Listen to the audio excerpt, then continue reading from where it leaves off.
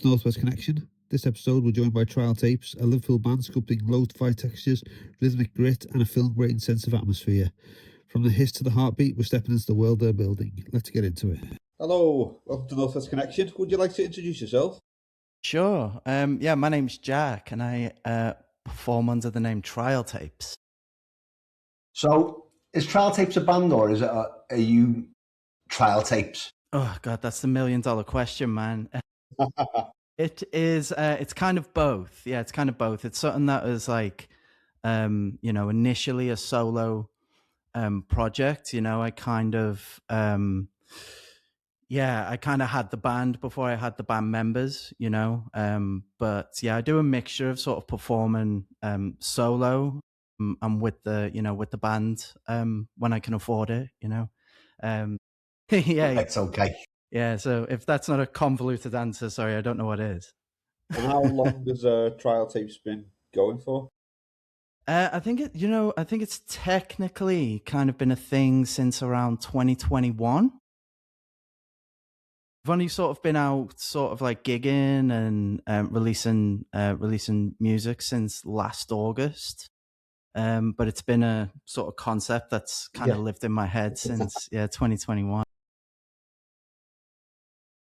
And where are you based? Based in Liverpool. Based in Liverpool. So I started the project when I moved back here. I spent sort of like 10 years or so living down in Brighton. And sort of started this project when I moved back. What's your musical background, Jack? My musical background, it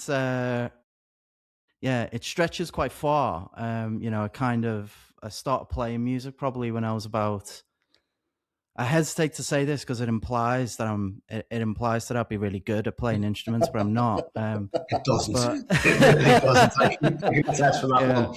Yeah. But I have been playing for over 20 years, gravitated towards the drum kit that was set up in the music class at secondary school. Kind of done that for a little while. And then it was that I moved on to vocals at a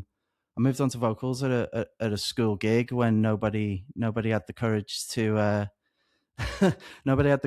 sing "Smells Like Teen Spirit," and I went, you know what, I'll do it. For my sins, it didn't make me as popular as I thought it would, but there we go. It's a solid start. Yeah. So kind of done, that was sort of the beginnings of it. And then I was always sort of, playing in bands and, in various roles. I was probably like predominantly a drummer up until I was about 15, 16 or so. And then, started writing music, forming bands. And then, I went and studied music down south and done that whole thing. Kind of like I stopped doing it for a good while, as that sort of classic case of kind of like getting beat down by the sort of, the nature of the whole damn thing. And then, it's the old cliche, isn't it? It kind of, it never leaves you, and it kind of came back to me when I had something to say, to use another cliche there. But it's sort of, it's always been there. So who were the early artists who shaped you long before Trial Tapes existed? God, the early artists. Oh my God. Let me take a second to pick the cool ones. It's a lot cooler to say. You don't want the cool ones. It's a lot cooler to say Sabbath than Ozzy, right? Like, yeah, of course. But you know what? It was. I was the. I think. I was part of that. I was the Kerrang TV generation. Completely obsessed by anything that sort of came on. That came on the telly that looked sort of in any way subversive. So big sort of Kerrang boy when I was younger, loved Slipknot, loved Ozzy, loved all of that sort of stuff, And then, yeah, kind of like, for my sins, played in a lot of emo pop punk bands when I was just a boy as well. We get a lot of that. Yeah, invested in a pair of hair straighteners, all that sort of stuff. And Yeah. who would you say the artists who influence trial tapes now? Sure. Okay. Here's where I'm going to redeem myself. Massive fan of the Breeders and Kim Deal. I think, Kim Deal's very much my sort of northern star there. But sort of like, everything from that to like, I love Arthur Russell. More recently, I love Perfume Genius. It's so, it's quite, I'd like to say it's quite eclectic. But yeah, they're kind of they're kind of my go-tos at the moment, I'd say. And how would you describe your music to someone who's not heard you before? Oh, self-indulgent? No. That'll do. It's honest. I'd say that the music that I make is it's incredibly lo-fi. It's a bit psyche in places.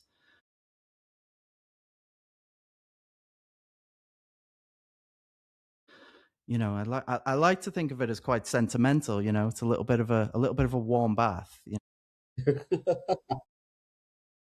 With a couple of sort of spiky, fuzzy moments.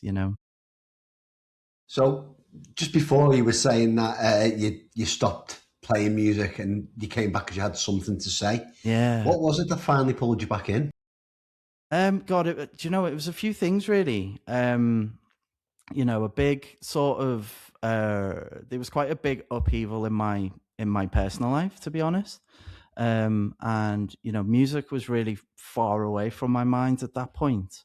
But I sort of lived I sort of lived as a closeted gay man up until the age of 30, 31. And yeah, I think for me, music was so far from my mind when I was sort of navigating all of that sort of stuff. And, and I think that I had, I think I'd spent, I always loved music and I always loved playing in bands. But I feel like as a songwriter who is not necessarily, a songwriter who's not yet been honest with themselves runs out of ideas, Yeah, that makes sense. Yeah, so I sort of, I ran out of steam with the bands I was playing with and the kind of stuff that I was writing. And honestly, when I moved back and moved home, I kind of found myself with all this time on my hands. Because when I left Brighton, I know there's an irony there as well, left Brighton to be gay in Liverpool. Wait, but yeah. But when I got here, I just had a lot of time on my hands. I went and stayed with my cousin who had a spare room in her flat. I left like my home, my job, all that sort of stuff. And literally her husband's guitar was on the wall in that spare room. And I just found myself, I was like, well, I haven't got a job, and noodling away.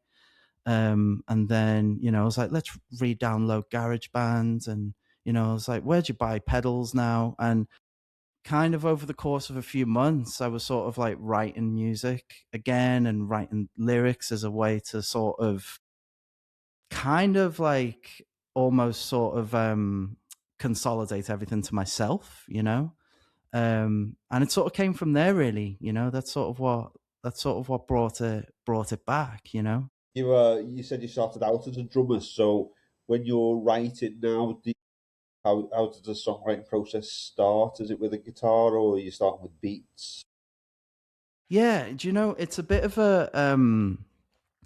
Yeah, it's something that's evolving actually, and something that I sort of do in different ways. But generally, generally speaking, I'll have a little bit of an idea of I guess I'll have a little bit of an idea of a chord structure. Sometimes it'll start with that, or it might start with a bit of a melody in my head.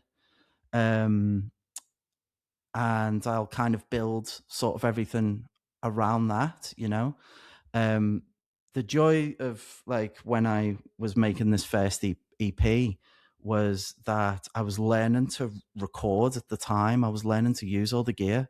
So the whole process was like a bit of a mystery, and it was a lot of like happy accidents within that, and like now I kind of find myself, if I haven't got an idea, if I haven't got that chord sequence or that melody or even a line or an idea of what I want to say, I find myself kind of like sitting in front of the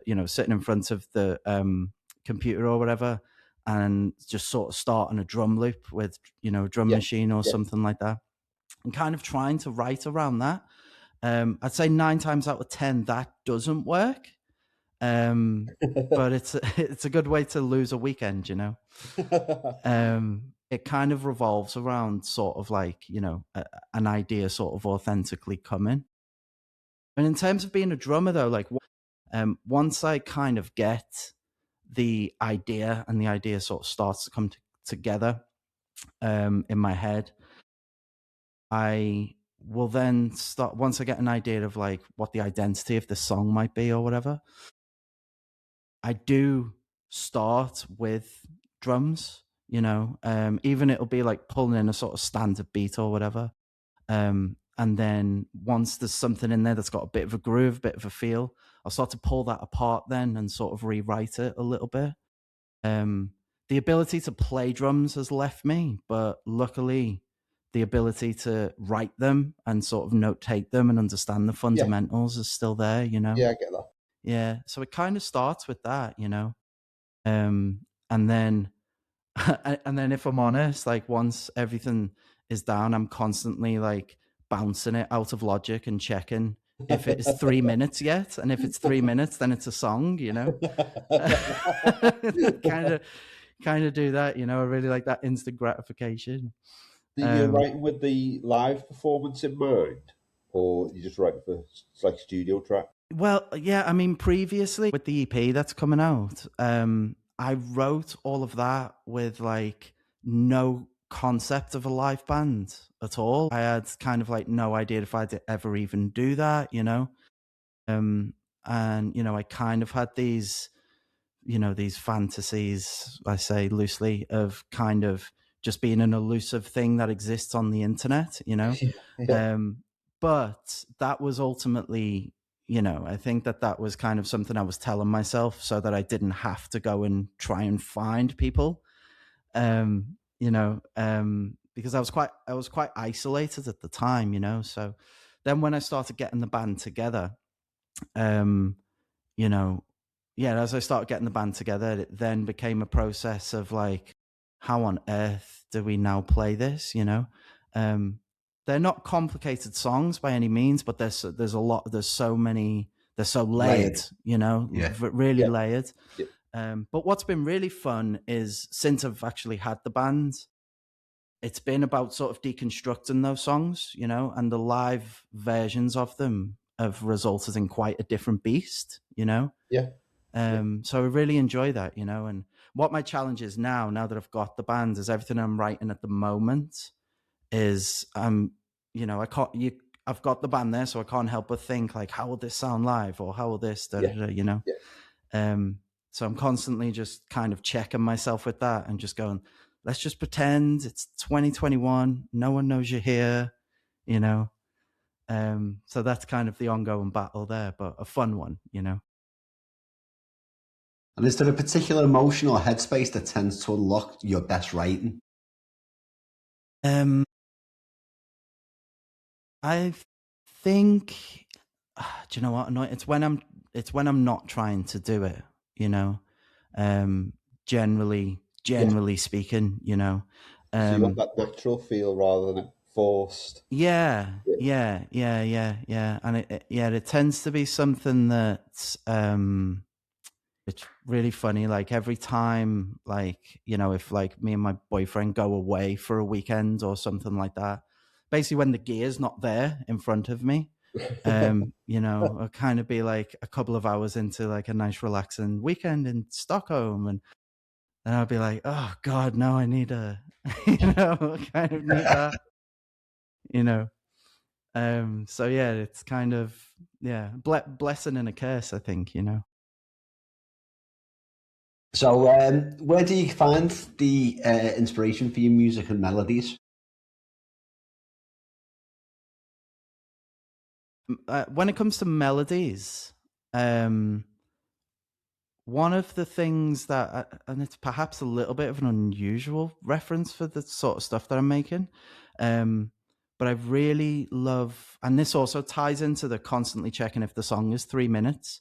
I'm kind of always looking to a lot of the kind of like 60s girl group songs, you know?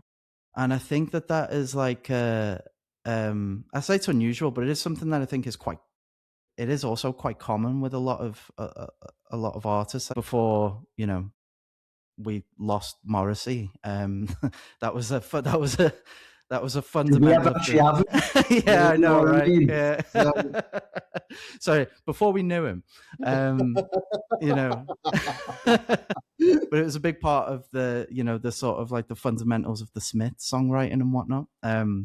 So that's something that I'm always trying to think of, and I'm not necessarily trying to kind of like recreate them, because I'd drive myself insane sort of trying to do that. Yeah. But it's always that kind of like that simplicity, you know, and has it got that emotion in there, you know?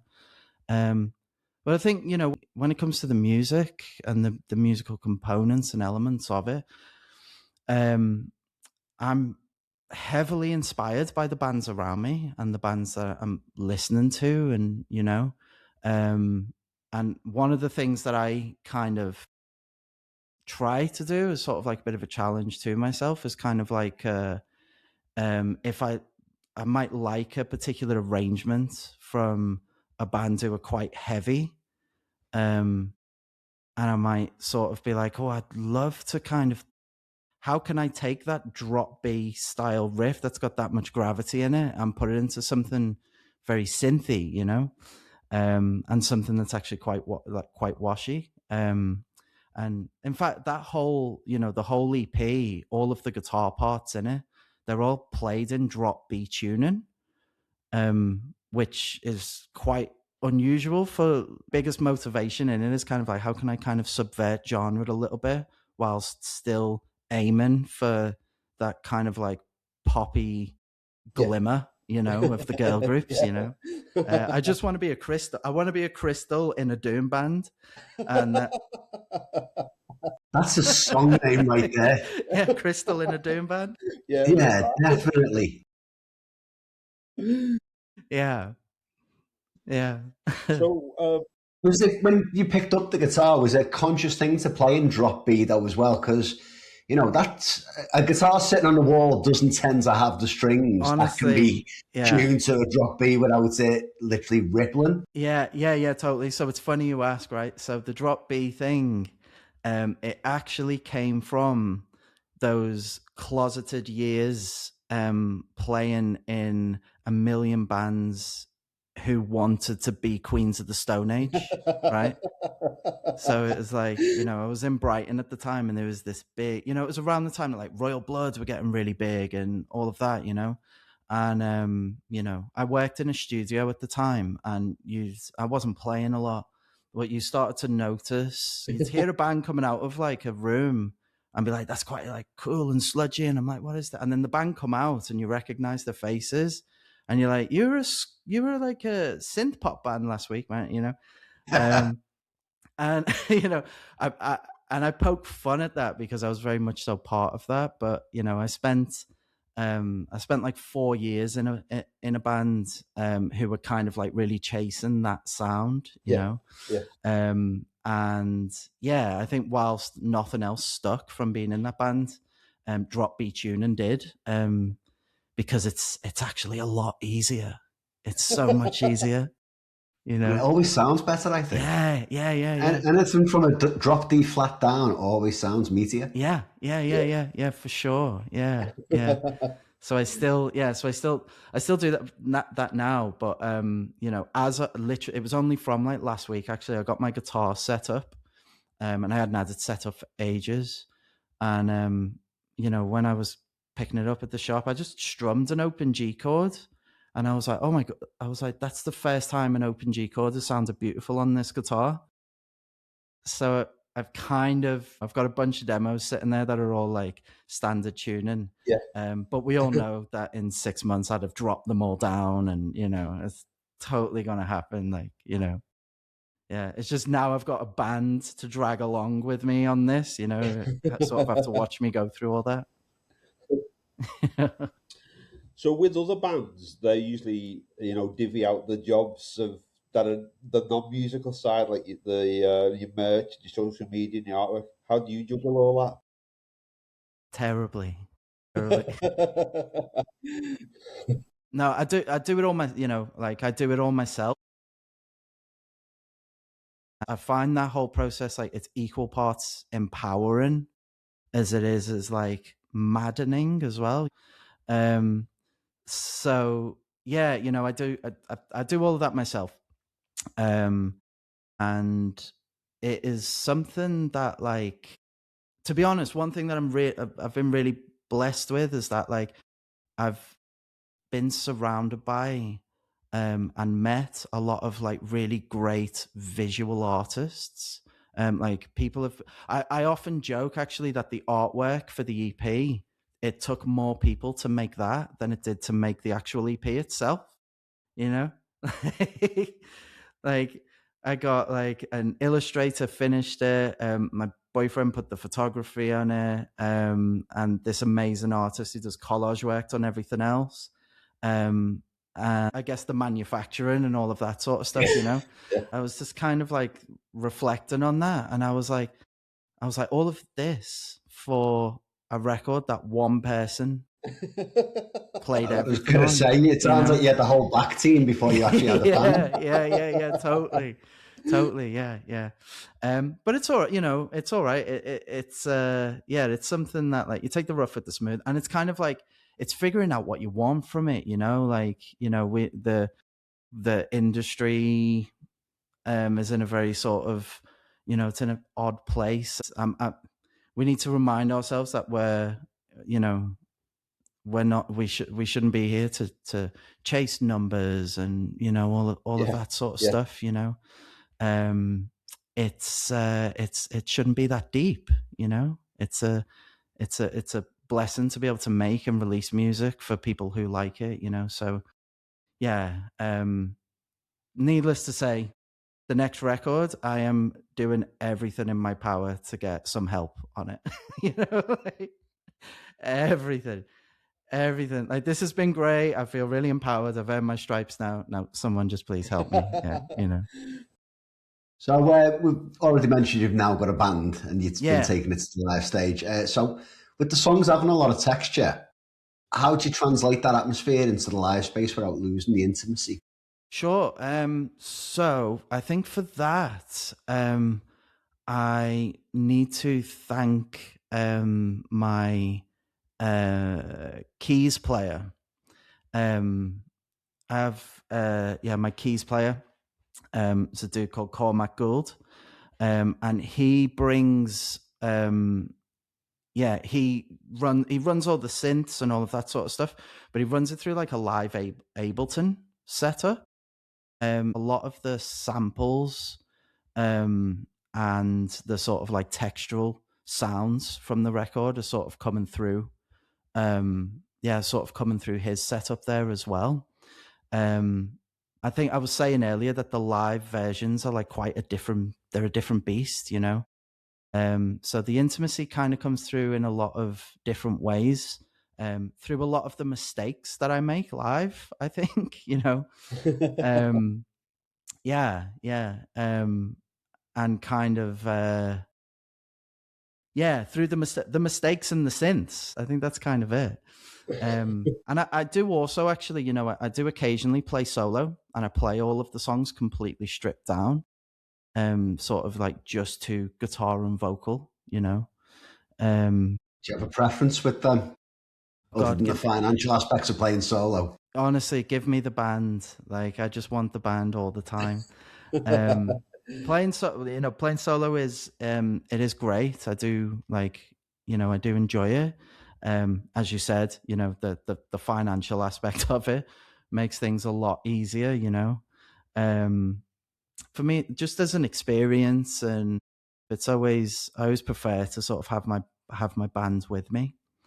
But a couple of shows that we've got coming up, we're going to be playing like slightly longer sets. So for them, we're actually gonna sort of break the set up a little bit. So I'm going to do a couple of numbers on my own, and sort of get the best of both worlds with it a little bit, you know. Yeah, awesome. But yeah, God, in terms of camaraderie and someone to sit on the megabus with, does that still exist? Yeah, give me the band. yeah, give me them. Have you got a favourite live performance so far? Excuse me, sorry. Yeah, I'd say it would be our we done a New Year's Eve show locally, and that was at a venue up here called Future Yards, which I'm sure you know. Yeah. Great venue. They gave us our first gig, but the New Year's Eve show was a particularly special one, I think. You know, played with a bunch of great bands, and I was like actually really happy to be first on that night, you know. But that was a really wonderful show. It was just it's a bit of a one-off atmosphere, isn't it? You know, a sort of New Year's Eve party. You know, everyone's up for a party as well. Yeah. And I think that was quite a special one as well, because we had a bit of a lineup change for that show. It was the first time I didn't have like a second guitar player. So the anxiety leading up to that show for me being like, I was like, can I actually play these lead parts, and all that sort of stuff? I was like, what am I going to do? And then one of my friends just kindly reminded me the day before. He was like, Jack, you wrote and recorded those lead parts. You didn't even know your band when you done that, you know. So yeah, that was a particularly nice one. I think, considering I have been playing music in some capacity, like almost 2 decades, you know, that was the first time I sort of confidently got on stage and played a lead part, you know. No matter, usually my hands go a little bit boxing gloves, so I've always been a rhythm guy in that sense. But yeah, that was a really special gig, and we played with really like great bands, and we all done a big sort of like covers set at the end of that show, which was personally for me, the lead up to that was a nightmare, because it was a lot of people, a lot of new people, and a lot of really good players as well, and there was chord sheets being passed around, and I don't know what chords are. But we ultimately, we got to know each other over the course of those weeks rehearsing and stuff. And it was really nice to share in that together, you know. It's nice to feel community at gigs. Yeah. You know. Did you use Future Yards to practice with these bands as well, did you? Or? We did. Yeah. So when the gigs were coming up, so all of our rehearsals were on Future Yards stage. Which was another funny thing for me as well. I was like, I'd turn up to rehearse and I'd be like, why am I so nervous? And I was like, and I'd be nervous because of the stage, you know? I was like, there's the stage, there's 15 people I don't know. This is a gig. This is a gig. You know? This is a show. I mean, I suppose practicing in the live room, which has got to be better than trying to traverse the stairs in what is like going into a Weatherspoon's toilet. Oh my goodness! Future on. Yeah. It's a bit of a maze, isn't it, when you get to that point? Yeah.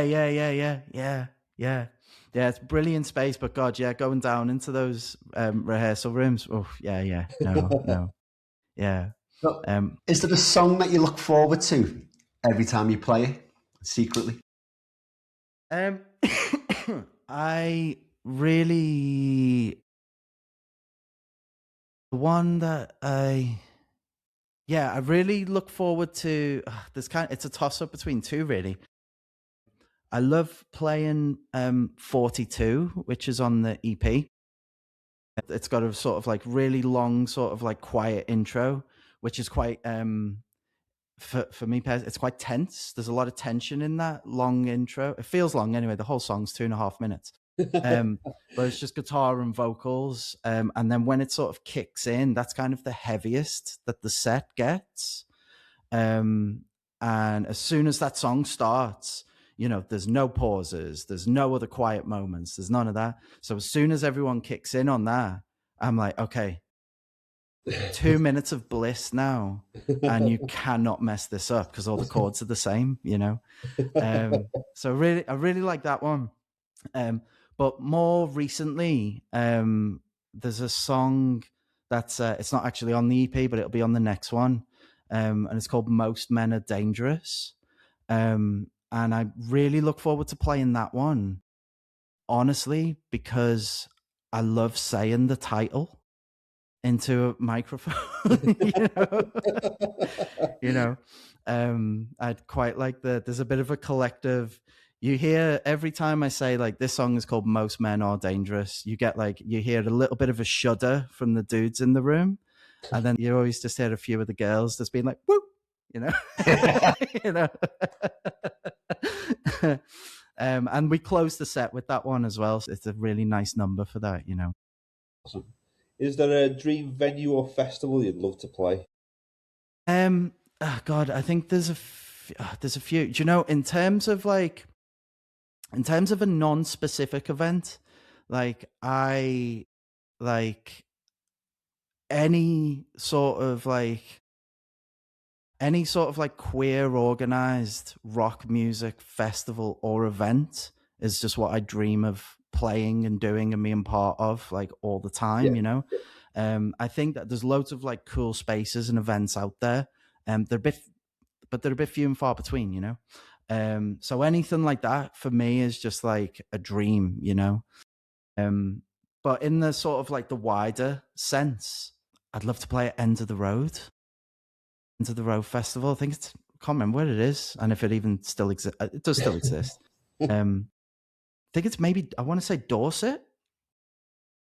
I remember playing. No, I didn't play. Sold pints there. Same.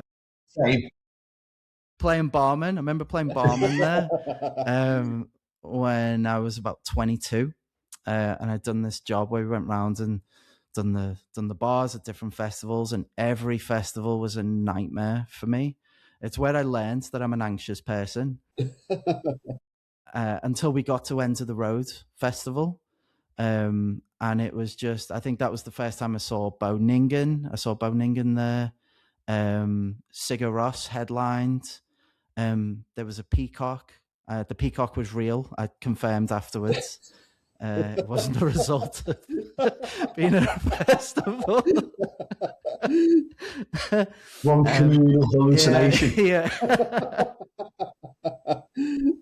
But yeah, I love that. And do you know, and a festival that I'm pretty sure doesn't exist anymore is Blue Dot out at Jodrell Bank. I think it has gone now. It's gone, hasn't it? Yeah, I think so. Yeah. So I went there, and probably the last time it was when it was washed out with rain, and the people with day tickets weren't allowed in. But that was actually like we packed well and we pitched our tent very well, so like we were fine. It was actually a very cozy weekend for us. But that was a brilliant festival as well. You know, really, really enjoyed that. It was really eclectic. Saw John Grant there. I'd just loved to have been part of that.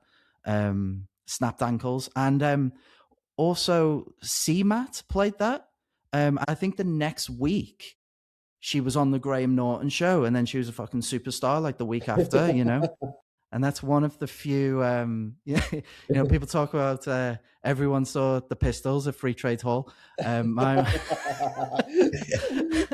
Mine was like, I saw Seema, and she played to 15 homosexuals, and then was a superstar. Yeah, that was a tipping point. That wasn't Graham Norton. Yeah, that was it. Yeah. But that was wonderful festival. But Queer Spaces, End of the Road, and when they bring back Blue Dot, I'll do that. Awesome. So, do you want to tell us about the EP and what's coming up for you? Yeah, of course. So the EP is called 5 Notes. It was written, recorded, mixed between the years of 2022 and probably right up until the 4th of May. It comes out on the 5th. No, it's mixed and mastered. It's been mixed for a long time. It's a 5-track, 16-minute long sort of journey through everywhere my head went in the last sort of 5 years or so. It's been a real labor of love. I'm very proud of it. I'm really proud of all the mistakes in it. And we're going to be celebrating the release of that with a short run of shows with the full band, who I haven't played with since February. So I'm super excited to be back with the boys. We're going to play a gig at the Pier Hat in Manchester on the 6th. That's opening for a band called, I think they're called Jacobel. They're great. And then on May 7th, this is the important one, we're doing our EP launch. It's actually going to be our first ever headline show. And we're putting that on ourselves. That is the last ounce of energy I have for a full DIY thing. And we're that's at Lost Art in Liverpool. It's a skate shop traditionally. They've started doing really cool events in there. And then we're going to top that week off by going down to Wrexham on the 8th. And we're going to perform as part of Focus Wales Festival. Oh, yeah. So, really excited for that. Yeah, that's the event, isn't it? Yeah. And I've not been to it before either. So, really, really looking forward to that. And then there's a few other things sort of dotted about throughout the summer that I'm sort of like trying to confirm and get firmed up and whatnot. But 6th, 7th, and 8th, you can catch us somewhere, and the EP comes out on the 5th. Have you been to Lost Art now they've set it up as a venue as well? Because the last time I went, I haven't been for a long time, but you had to go through a cafe to a dodgy set of stairs just to get into Lost Art. Interesting. It feels when I see that's where you were playing. I was like, really? Yeah. So we've moved into we're using a studio that's just around the corner from it now. And I kept hearing whispers, like people were saying like Lost Art are doing a lot of like cool events and all that sort of stuff. And they had like a couple of like cool queer exhibitions on there. And I just walked past, and because I was thinking, I don't know if it's like changed locations or something like that. Like my Liverpool map is like 10 years out of date. But so sort of as I walked in, it just seems to be like in one of those sort of like nice open warehousey spaces, So I kind of like walked in, and they did have like, they have got like the coffee machine set up there and a little bar set up. But it's just right there in the shop floor, so it's quite like a nice open, quite a nice open space now. And it's got there's like a nice balcony that sort of goes across it as well, because it sort of covers a few stories, I'm going to go to someone else's gig there in a few days. Can't remember who, but my friend told me, get a feel for it. And I mean, I don't know why, like I can't back out now, but just to sort of get amongst it and stuff. I was going to say, where the stage is set up, like all of the sort of like the cool skateboarding clothes and stuff are still there, like all kind of like around you. So, no pints on stage, basically. I think that's kind of the only rule for us there. Yeah, the only thing I was going to say is I wouldn't worry about your Liverpool map being out of date. I still go looking for probe when I go into town. Oh, okay. Oh God! And So this is me now learning that probe isn't there anymore. So you've already mentioned that you've got songs for the next EP or album. Is that ready to go yet, or have you got to add more to it? I've thought it's been ready to go about 4 or 5 times, and it is not. I'd say this, the songs are very much so written and done, and they exist. And the thing that it's just the recordings that I'm kind of like still finishing up on. And to be honest, it's been a case of, because when I was writing the first EP, I was learning how to record. So I made a lot of mistakes in that, and they turned out to be the magic of it, So what's happening now is I'm listening back to things that I've done, and I'm going, it sounds too sterile almost, Yeah. And maybe it doesn't, but that's me just being like, oh, okay.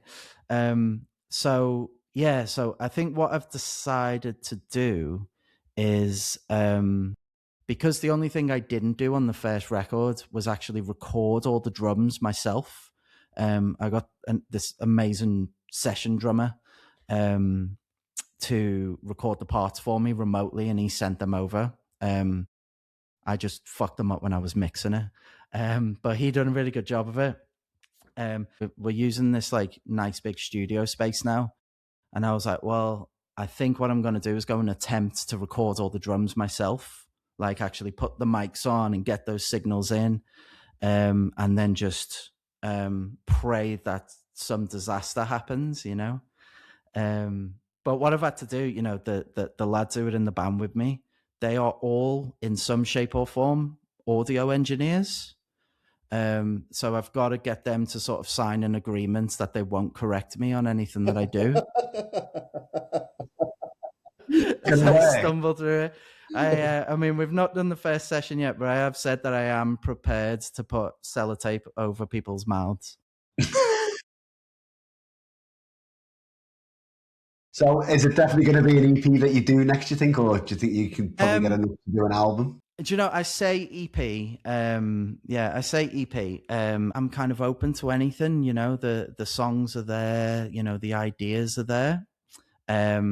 It's that kind of like, I'm sort of weighing up at the moment. I'm like, is it now time to, you only get one first album, right? So, I'm kind of like at that point now when I'm like, do I do that now? Do I take the plunge with that now? But it's funny that comes up actually. The 5 Notes EP was originally 8 songs, and it was originally 2 EPs, so I've still got the leftover ingredients from that as well, sort of sitting over there somewhere. So I'm kind of just going to see how it goes, see what collection comes together. The reason I ended up turning it to a 5-track is, there's no point recording an album for no one, right? But it was also kind of like a distinctive vibe change, from those first 5 songs. And then tracks 6, 7, and 8, wherever they live now, they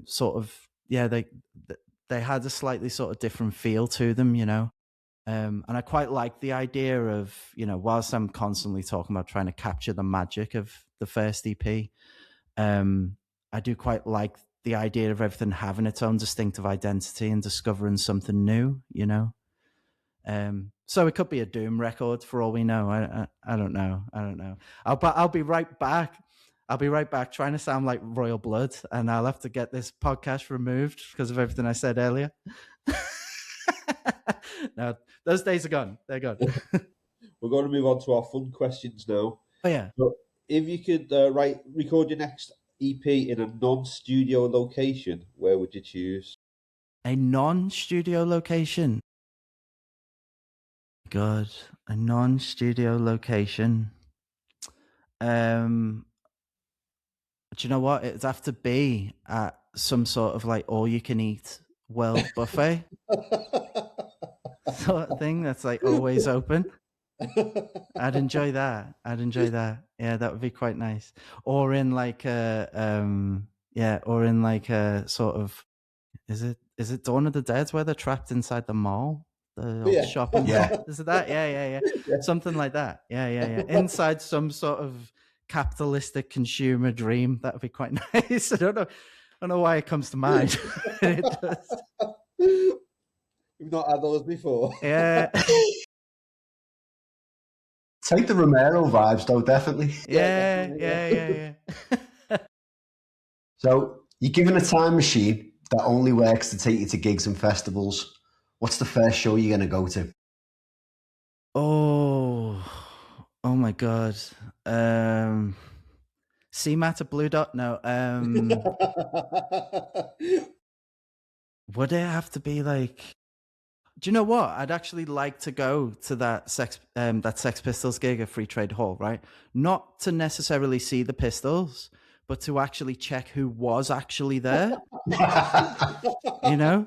Taking register. Yeah. Because everyone says they were. Everyone says they were there. That's what I want to do. I want to go there and actually check. I want to check. Yeah. What would you pick, Chris? What would I pick? Yeah. I think it'd have to be an early Sabbath show. Oh God, yeah. Oh yeah, I'm going to change mine. Yeah. I don't know which one, just an early Sabbath show. I think I'd go with Nirvana Unplugged. Oh, that'd be a good one. Yeah. That'd be a good one. Yeah. Yeah. Or that Redden 92 set. Oh, yeah. You know? Yeah. That's a good choice as well. I think this could be a podcast on its own, couldn't it, really? Maybe, yeah. Maybe this could be a question we ask everyone a bit closer to Christmas or something. Yeah. Let's save that one. Yeah, definitely. I've got a friend who was like done a lot of tour managing in like the 90s and early 2000s, and the 80s as well, actually, mid to late 80s. And we often talk about like all of the greatest gigs in the world that he was like at the snack table for. Like, yeah, he was there but never seen. Yeah. He was there, never saw it. Like, he still remembers the rumble of the backstage sound at like Nirvana, the Redden 92 show, and just wishing that they'd turn it down so we could like check in as band, you know.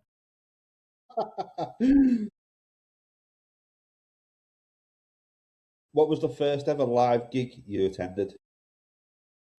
The first live gig that I ever went to, I can't remember exactly what year it was, but it was Radio City's Party at the Pier in maybe like, it was in the like mid 90s. I was probably about like 5 or 6. And it was like all of the, I think like Steps came out and played half a song. And then like 5 came out and done half a verse. And then I think Ant and Dec might have like skydived in or something. I remember it was like, it was free. It was on the pier. It was on the pier head, and it was hectic. I remember being really scared. The first gig that I actually like bought a ticket for and went to go and see was a band I'd never heard of, but like all the cool boys at school were going to see it. And it was, oh my God, it was the worst thing ever. It was a band who were called Violent Delight, right? Now, you probably wouldn't have heard of them, right? No. They had one song, they had one single, and it was the most homophobic, transphobic pop punk song you've ever heard in your life, right? The worst thing ever. And they were called Violent Delight. They were called Violent Delight. Yeah. But that's probably... It's an indicator, right? Yeah. But they had there was the one song that they had, and I'd never heard it before, but it was like in the Kerrang charts at the time, I guess. Yeah. And it was called I Wish I Was a Girl. And it was not the sort of like progressive kind of like pro gender fluidity thing.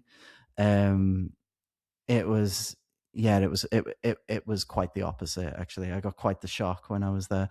But it was in the smaller room at the O2 Academy in Liverpool, the one with the big post right in the middle of it. It's got like a big iron post, probably holding the entire building up. And I smashed my head right off it. Like the 2 songs in, someone pushed me in. So that was my first mosh pit as well. So I don't go in them either. So somebody decides they're going to make a biopic about you. Okay. Who's going to play you? And who's going to do the inner monologue? So who's going to play me and who's going to do the monologue? Yeah. God, Jennifer Coolidge for both.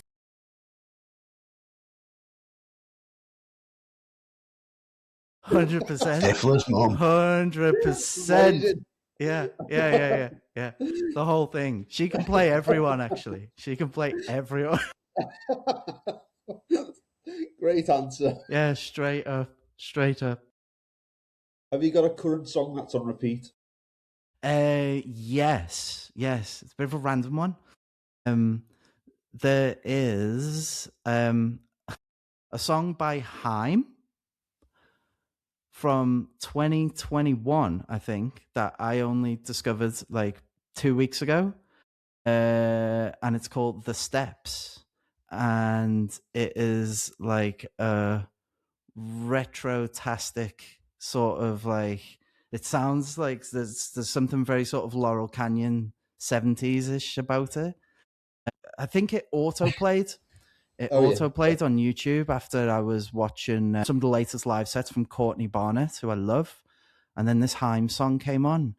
And like me and my boyfriend have had it on repeat, like constantly. And then I heard it and I was like, God, I didn't know Haim were this brilliant band. And then tried to listen to some of the Haim songs. Not that many. There's not that many. Yeah, that just seems to be there. When that's not there, I'm just forever listening to, and this has been for years, I'm just forever listening to Huffer by The Breeders. I think it's the last track on Title TK.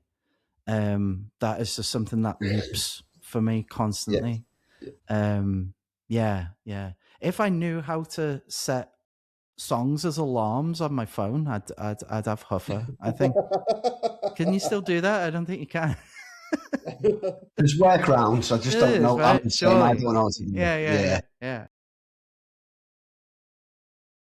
So we're going to move on to the quick fire questions now. All right.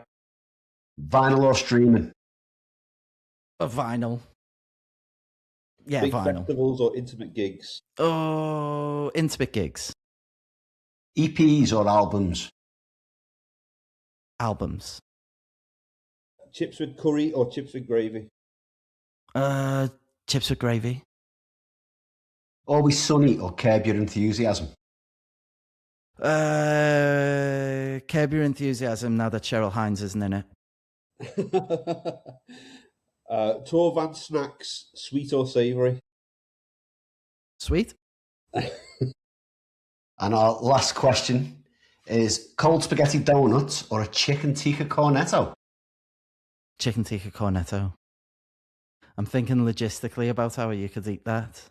And like there's room to, because there's the tikka inside the cone, right? And the ice cream's on top of it and stuff. Jack, it's your cornetto. All right. So if it's like that, right? If it's like that, you could see it as an inconvenient 3-course meal because there's layers that you can go down, but there's only one way to bite into a donut, isn't there? You've thought about this far too much. Yeah. Ice cream starter, tikka main, cone afterwards if you're still, yeah. That's almost science. Yeah. I did say I wanted to record an album in an all-you-can-eat buffet, so... There we go. Well, thank you for coming on and joining us, and we look forward to hearing more from you soon. Yeah, thank you so much for having me. Yeah, I love what you do. Thank you so much. Thank you. Cheers. Thanks.